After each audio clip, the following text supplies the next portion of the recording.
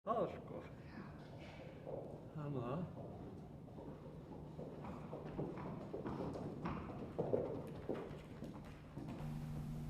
Jæja, við erum stödd hérna á staðnum.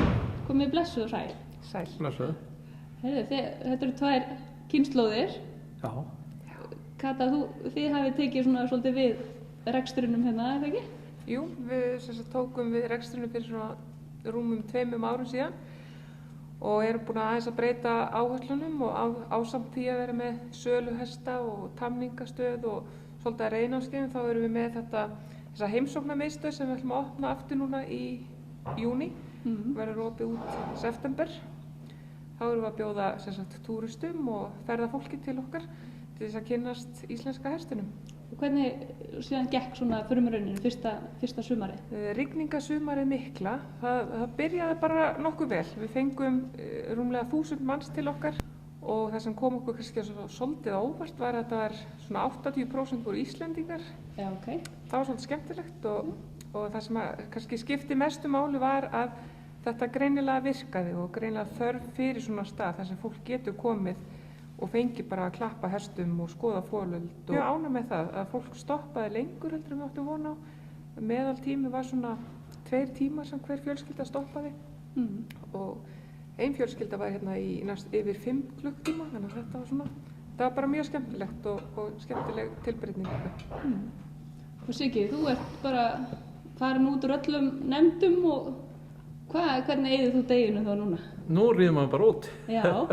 Ríður út og mókar skít og hefur það gott. Já. Það er æðislega, það er bara maður byrjar á því sem maður var með í haug. Svo er ég nú að kenna á þessu játningarskólanum og það tekur nú bæði undirbúningur og æfingar og svona, tekur svolítið tíma en bara gaman. Nei, svo er bara ríð út og við erum kannski með á annað 100 hross í fóðrun, þannig að það svona tekur líka einhver tíma en þetta er mikill munur. Já. Og spennandi, ertu komin í vinnu kannski til, er þetta búið að snúast við? Segi það nú ekki. Nei. Ég læt hann baka vöfflurnar í sumar. Já, hann verður í því. Með kaffinu. Já. Og segir sögur og verður með skemmtilega. Já, það er hérna. Þetta er bara virkilega gaman núna að fá að vera bara alveg svo vilt og ríða út og engar áhyggjur af hvort það sé fundur í dag eða morgun. En nú er búið að vera að takast á svolítið í hestamörskunni eins og kannski alltaf. Já, veistu, ég bara er svo heppinn núna, ég hef bara einangrað mig alveg frá þessu, ég veit ekkert hvað er, ég fer á þá viðburði sem ég langa til að fara og er bara algjörlega, ég myndi ekki geta unnið mér að til lífs að vita hvað menn er að þrætum lengur, sko. Þannig að þú bara þrætir hvað er í matinn Já, þetta er náttúrulega, finnst mér alveg rosa lúxus að vera komin í bara allt annað hlutverk. Er líka bara allir að fara að reyna að hugsa eins jákvætt, horfa eins fram á því? Já. Það sé svolítið stefna sem allir ættu bara að taka sem er í hestamennsku. Já.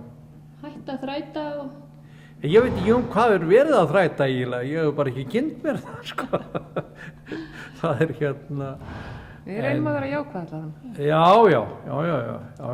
En þeir allavega með púttan á púlsinu varðandi útlendinga, er eitthvað sem þeir eru að leggja til? Eru þeir svona þegar þeir eru komin á fullu í þann bransa? Finnst ykkur eitthvað með að bæta þar?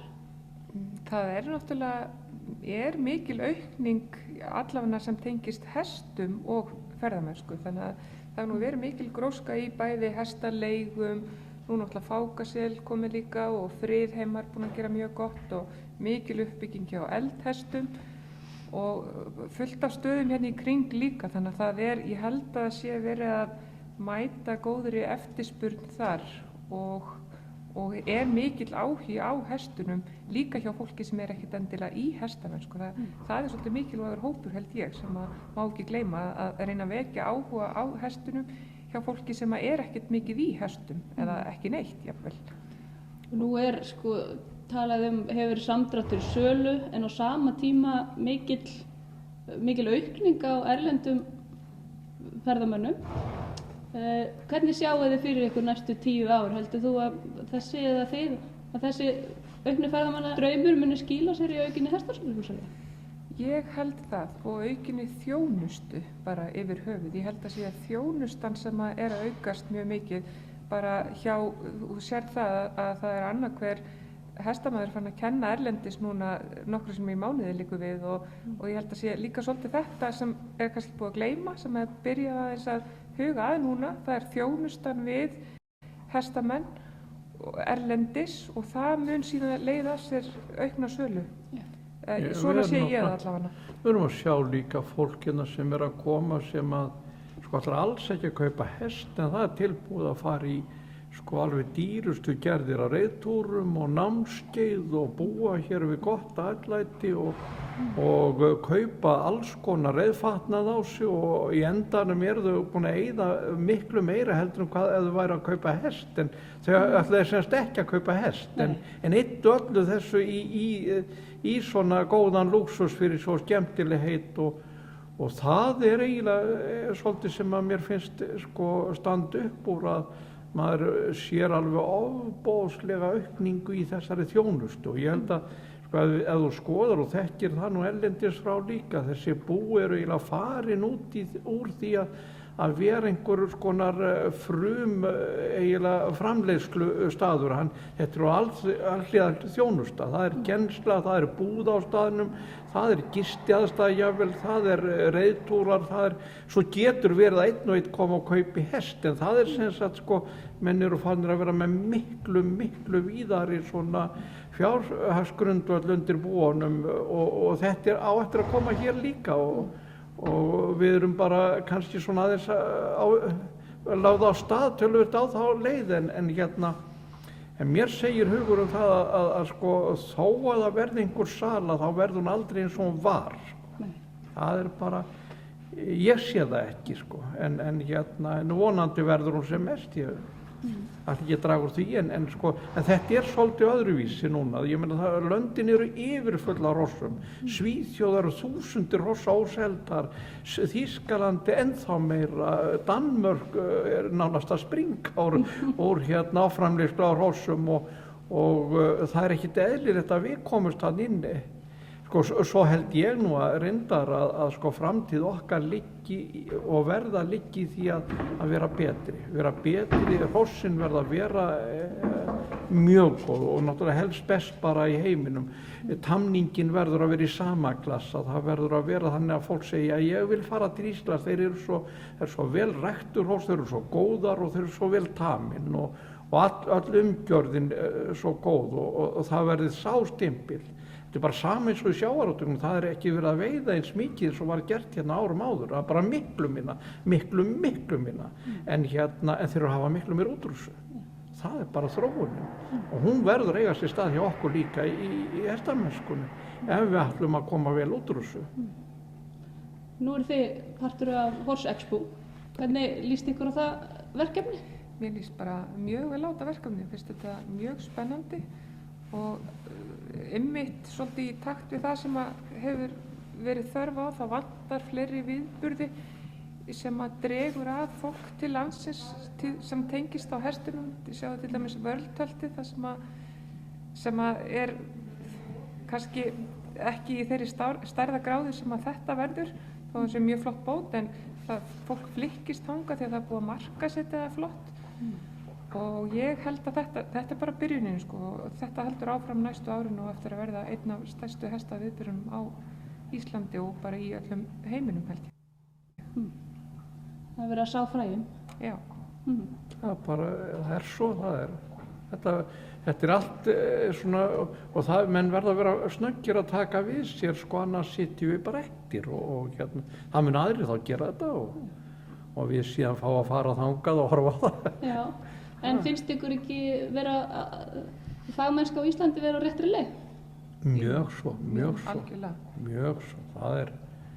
Það alveg bara enda markar og hann kallar á það.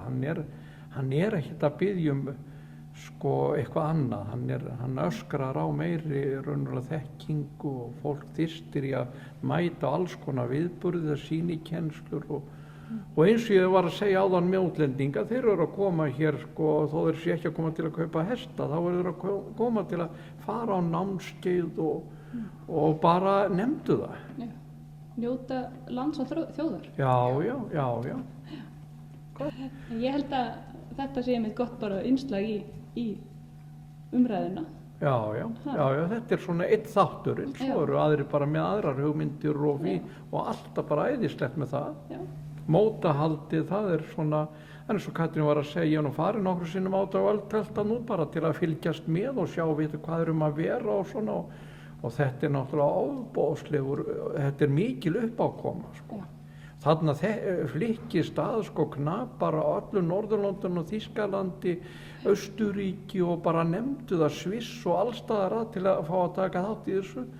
Og ég geti bara séð fyrir mér einhver fótboltahöllin hér yrði bara settu svona völlur í hana og þarna væri bara 10.000 manns á bara stór móti sem væri innandýra óháð veðrum og vindum og ég veit ekki hvað og vörusýningar og allt í sambandi við það og bara svipað og Equitana nema bara þá einskorðast allt við íslenska hestinn og fræðslu erindi, kennslu, sýnikennslur og svo stórmót og ég er bara alveg handviss að það myndi ganga. Það er náttúrulega bara það sem að Expoin er í raun og veru, það bara halda áfram að þróa það og gera það enn betra. Já. Ekki spurning. Þannig að þetta er ekkert nema jákvæðinu framöndan. Fullt af tækifærum. Fullt af tækifærum. Það er bara að grípa þau. Já, það er eins og þeir sagði, það var í einri mynd hérna eitt fjárfestirinn frá Wall Street, hann steig út úr húsi hjá sér og þá sagði lærimeistarinn við hann seize the day og það er einmitt það er gríptu tækifærin. Já. Við látum þetta vera loka orðin. Takk fyrir bara, bjóðum mér. Takk fyrir komuna.